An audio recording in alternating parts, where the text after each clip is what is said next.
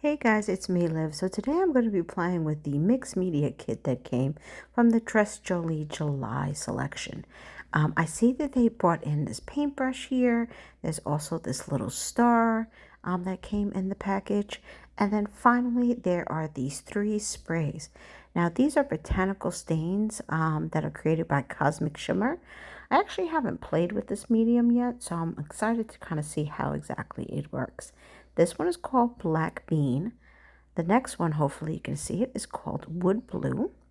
And the color is always on the front of the bottle when you're looking at it. And the final one, as you see, is this yellowish color, and it's actually called Marigold. So I am going to go ahead and, oh, I forgot to show you, there's also some lovely chipboard pieces that also came out. Now, remember, Tres Jolie does their own chipboard pieces, so these are custom pieces you're not going to find anywhere else. So definitely go out and check out all the fantastic designs that Kim has. So let's get started on this.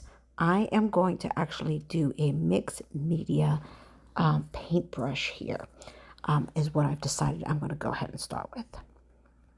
So the first step here is just to go ahead and glue everything down. So it doesn't matter which side of the paintbrush you pick. And when you're using some of these heavier pieces that you see me have that I've created with my mold, I'm going to take out my Liquid-X heavy gel and go ahead and use that to stick everything down. I tend to use that with heavier pieces, but you can use it with some of these lighter, thinner chipboard pieces because it glues just as well. So as you see, I'm going to go ahead and put these scrolls here and behind, and then I'm going to put another piece of mold that I have here. This, I believe, is from a mold that I have from Stamperia. I'm not sure exactly which mold this flower is from. I just know I have made a bunch of them and I have them sitting in my stash waiting for the day I actually just pull them out and use it. So here's my, just so you can see the picture better of the gel I used. Once I have everything down, I am then going to use my gesso and gesso the whole thing. I am using heavy white gesso. I've seen people use black. You can also use clear, but I use either white or black. But since I've never played with the botanical sprays, I wasn't sure how well it would come out on black, because I find when you use black gesso, sometimes the colors don't pop as well. So I figured I'm going to go with lighter base this time and see how it turns out. Maybe I'll do another project with the star using some black gesso just to see how that works.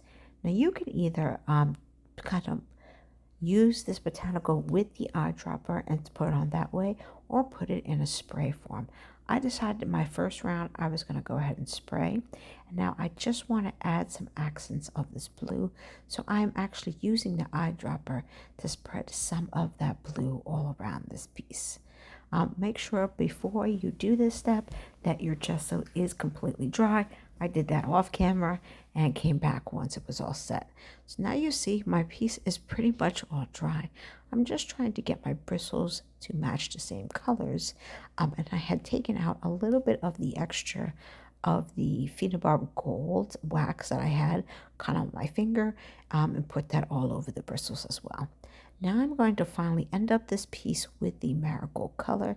Again, since I'm using it more as an accent, I'm kind of just scattering it on different places here, both as a splatter as well as to get that color more blended in. At first I decided to put my heat gun, but since that really wasn't exactly working for me, I decided, once I had that marigold all dry, I decided just to kind of bring a little bit more wax all throughout the project and get it kind of smoothed out all along the flowers and some different areas.